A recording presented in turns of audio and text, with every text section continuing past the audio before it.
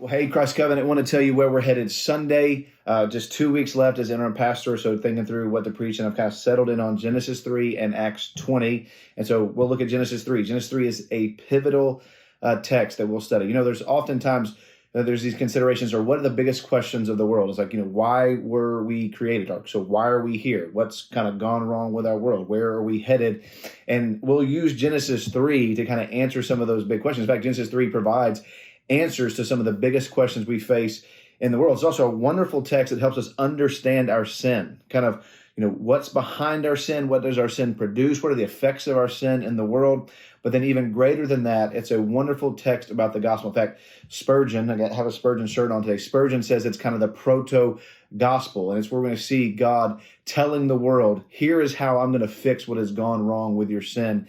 And we'll use Genesis 3 and then look at other portions of Scripture to show how God has decided to reconcile the world to himself and fix what has gone wrong in Eden, in a sermon I'm going to entitle 3 Trees and 3 Gardens. You're going to see the story of the Bible and really the story of the world played out in 3 different scenes, 3 different trees, 3 different gardens. And so we see the Bible making sense of the world through its truth, through its true story. In fact, Tolkien calls Christianity the true myth. In fact, it's the greatest story ever told. And we're going to unpack that on Sunday. It's the greatest story ever told because it is a true story that makes sense of the world. And so read through Genesis 3, see what the Lord is trying to teach us, and then let's come together and study it on Sunday. I look forward to seeing you then.